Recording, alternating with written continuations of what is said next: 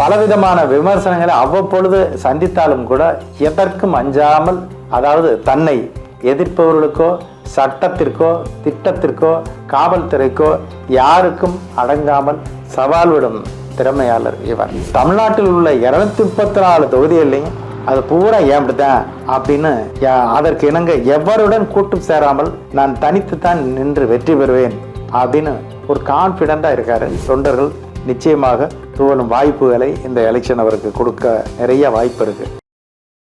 தமிழகத்தின் பல எம்பி எம்எல்ஏக்களின் வெற்றிக்கு வித்திட்ட கிங் 360 தேர்தல் வியூக சாப்ட்வேர் 2026 புதிய வாக்காளர்களின் அப்டேட் விவரங்களுடன் உங்கள் தொகுதியில் உங்கள் வெற்றிக்கு வித்திடுகிறது.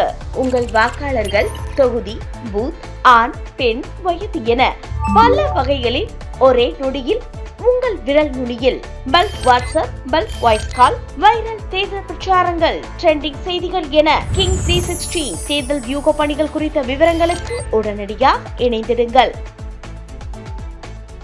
அன்பான நேயர்களே வணக்கம். நான் உங்கள் டாக்டர் JNS செல்வன், எண் கணித நிபுணர். பல விஷயங்களை பல முறை நம்ம பல சேனல்களில் பகிர்ந்து கொண்டுள்ளோம். இப்பொழுது இந்த 2026 எலெக்ஷனில் ஒரு பிரபலமான அரசியல் தலைவர், அவருடைய கட்சி எப்படி அதனுடைய வெற்றி வாய்ப்பை பெறப்போகிறது அப்படின்றத முழுமையாக பார்ப்போம். இயற்கை தனக்கு அளித்த வரத்தை, தரமான வாய்ப்பை பயன்படுத்திக்கிறாம தட்டி கழிச்சிடறாரு இவர். ஒரு தன்னலமற்ற தலைவர் அப்படின்னு கூட சொல்லலாம். பணத்தை கொடுத்து ஓட்டு வாங்கி அதை நான் ஜெயிக்க வேண்டியதில்லை, அந்த பிச்சை தேவையில்லை அப்படின்னு கான்ஃபிடென்ட்டாக சொல்கிறாரு. அதுவும் நல்லது தான்.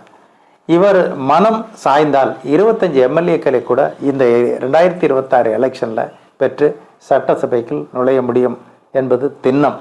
ஆனால் இவர் மனம் சாயவில்லை, தனித்துத்தான் நிற்பேன் என்கிறார். தனக்குள் உள்ள தனித்துவமான பல சிறப்புகளை கொண்ட ஒரு நல்ல மனிதர் அப்படின்னு கூட சொல்லலாம். நாடு நன்றாக இருக்க வேண்டும், எல்லா உயிர்களும் இன்புற்று வாழ வேண்டும் அப்படின்னு சொன்ன வள்ளல் பெருந்தகை போன்று இவர் ஆடு மாடு, மனிதன், கடல், பனைமரம், செடி கொடி, இப்படி எல்லா உயிர்களுக்கும் நன்றாக இருக்க வேண்டும் கூறி மாநாடு போட்டுக்கொண்டே இருக்கிறார். இதுவும் அவருடைய ப்ளஸ் பாயிண்ட் என்று அவர் சொல்கிறார். தனது தனி திறமையால், நாவன்மையால் மகிடி ஊதி பாம்பை அடக்குவது போல மக்களை அடக்கி எல்லாரையும் இவர் பேச்சை கேட்க வைப்பது போன்று கேட்க வைத்து கொண்டிருக்கிறார். அதில் மாற்றமில்லை. ஆனால் இவரெல்லாம் ஓட்டு போடுவார்களா என்பது ஐயப்பாடாகத்தான் இருக்கிறது. எல்லோரையும் பார்த்தீங்கன்னா மாமன், மச்சான், அக்கா, தங்க, தம்பி, தாத்தன், பாட்டன், பூட்டி இப்படி முறை கொண்டாடுகிறார். அது பலருக்கு பிடிக்கிறது, பலருக்கு பிடிக்கவில்லை. பலவிதமான விமர்சனங்களை அவ்வப்பொழுது சந்தித்தாலும் கூட எதற்கும் அஞ்சாமல், அதாவது தன்னை எதிர்ப்பவர்களுக்கோ சட்டத்திற்கோ திட்டத்திற்கோ காவல்துறைக்கோ யாருக்கும் அடங்காமல் சவால் விடும் திறமையாளர் இவர். அகில உலகத்தில் வாழும் இலங்கை தமிழர்களுக்கு இவர் ஒரு இனிப்பான ஒரு நல்ல மனிதராக தோன்றுகிறார். அவர்களிடம் விசாரிக்கும் பொழுது இவரை மிக அற்புதமான மனிதர் என்று கூறுகிறார்கள். நம் தமிழகத்தைச் சேர்ந்தவர் ஒருவரை இலங்கை தமிழர்கள் பாராட்டுவது மிகவும் சிறப்பான ஒன்றுதான். ஒரு காலத்தில் கலைத்துறையில் கலக்கியிருக்கார். அதாவது சினிமாவில் நடிச்சிருக்காரு, டைரக்ட் பண்ணியிருக்காரு. ஆனால் அதே துறையிலிருந்து வரக்கூடிய அரசியல்வாதிகளை இவரெல்லாம் கூத்தாடிகள் அப்படின்னு வசையும் பாடுவார். கடவுள் மறுப்பாளர்களால் தூற்றப்பட்டாலும் கூட ஆன்மீகவாதிகளால் போற்றப்படுகிறார் இவர். அதுவும் இவருக்கு ஒரு சிறப்பு. தமிழ்நாட்டில் உள்ள 234 தொகுதிகள்லையும் அது பூரா ஏம்பிட்டுதான் அப்படின்னு அதற்கு இணங்க எவருடன் கூட்டு சேராமல் நான் தனித்துத்தான் நின்று வெற்றி பெறுவேன் அப்படின்னு ஒரு கான்ஃபிடென்ட்டாக இருக்காரு. அதுவும் ஒரு பாராட்டுதற்குரியது தான். அரசியல்வாதிகள் மத்தியில் தலைமைத்துவம் என்றால் அப்படின்னு ஞாபகம் வர்றது பார்த்தீங்கன்னா திரு அண்ணாதுரை, திரு கருணாநிதி, திரு எம்ஜிஆர், திரு காமராஜ், அம்மையார் ஜெயலலிதா இவர்கள் மாதிரி ஒரு தலைமைத்துவத்துக்கு உரியவர்கள் போன்று இவரையும் தலைமைத்துவத்தை கொண்டாடுபவர்களுக்கு இளைஞர்கள் நிறைய இவர்கள் பின்னால் போகிறது ஒரு நல்ல சிறப்பான ஒரு விஷயம்தான். மக்கள் மத்தியில் இவ்வளவு பாசிட்டிவ் நிறைந்த இவர் வரும் 2024 தேர்தலில் 234 தொகுதிகளில் தனித்தளம் கண்டு வெற்றியை பெற முடியுமா அப்படித பார்த்தா அவர் பிறந்த நாளை ஆய்வு செய்து நியூமராலஜி மூலம் அறிவார்ந்த தமிழ் மக்களுக்கு இதை நான் சமர்ப்பிக்கிறேன். அவர்தான் சீமான் என்ற அரசியல்வாதி. சீமானுடைய பெயரை கூட்டி பார்த்தோம்னா 23-5 அருமையான எண், மக்களால் விரும்பப்படக்கூடிய ஒரு எண், அதில் மாற்றமில்லை. இவருடைய பிறந்த நாள் பார்த்தீங்கன்னா 8/11/1966. இந்த பக்கம் 8 இருக்குது, அந்த பக்கம் 5 இருக்குது. இதுவும் வெகு சிறப்பு. இந்த 8க்கு சீமான் அப்படின்னு பப்ளிக்கு கொடுத்த பேர், அவருடைய பேர் வேற இருக்கலாம், ஆனால் சீமான் அப்படின்னு பொதுமக்களுக்கு அறிவித்த பேர் 23. இந்த 8ஆம் எண்ணுக்கு ஏற்ப அது 5ஆம் எண்ணில் இருக்கிறது. ஒரு அளப்பரிய ஆற்றல் மிகுந்த ஒரு எண். கட்சியினுடைய பெயர்ன்னு பார்த்தீங்கன்னா நாம் தமிழர் கட்சி. இது 43 7ஆம் எண்ணில் வருது. இந்த 7 அப்படின்னால சாக்ரிஃபைஸ் தான், தன்னை ஒப்பு கொடுக்கக்கூடிய ஒரு எண்.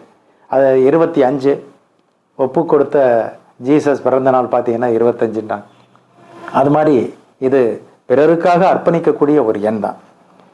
இவர் பார்த்தீங்கன்னா சிவகங்கை மாவட்டத்தில் இளையாங்குடிக்கு பக்கத்தில் அரணையூர் அப்படின்ற ஒரு குக்கிராமத்தில், சின்ன கிராமம், 40-50 வீடுகள் தான் இருக்கும்.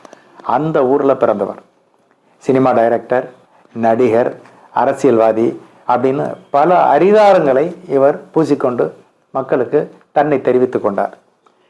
எவரையும் பின்பற்றாமல் தனக்குன்னு ஒரு தனி பாதையை வகுத்து கொண்டவர் இவர். அந்த திறமை அவருக்கு மிக அதிகம். யாரையும் ஃபாலோ பண்ணிப்போம், அந்த கட்சிக்காரரை பண்ணேன், இந்த கட்சிக்காரரை பண்ணேன், இந்த தலைமையை ஏற்றேன் அப்படின்னு இவர் போக விரும்ப மாட்டார். இவர் கட்சிக்கு வர்ற தேர்தல் தேதி வெற்றிக்கு வழிகாட்டுமா அப்படின்றத பார்ப்போம். தேர்தல் நாள் பார்த்தீங்கன்னா 23/4/2026. இந்த 23/5 இவருடைய பேருடைய கூட்டுத்தொகை போன்று வருகிறது. அது ஒரு சிறப்பு. பின்னால் கூட்டி பார்த்தா 23/4/2026 19 1 கலந்த 1ஆம் எண். இந்த 1ஆம் எண் இந்த 8ஆம் எண்ணுக்கு அவ்வளவாக ஒத்து போவதில்லை. அது ஒரு மைனஸாக இருக்குது. தேர்தல் தேதியே இவருக்கு மைனஸு. ஒட்டுமொத்தமாக 234 தொகுதியில் நிற்கிறோம்ன்ற அந்த 9ஆம் எண்ணும் மைனஸு. வாக்கு எண்ணிக்கையை பார்த்தா 4/5/2026 வாக்கு எண்ணிக்கை நடைபெறுகிறது.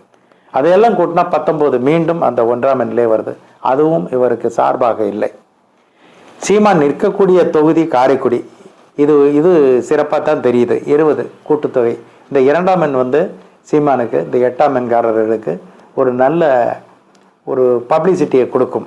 கண்டிப்பாக அந்த ஒரு பாசிட்டிவ் இருக்குது. ஒட்டு மொத்தமாக 234 அப்படின்னு கூட்டினா 9.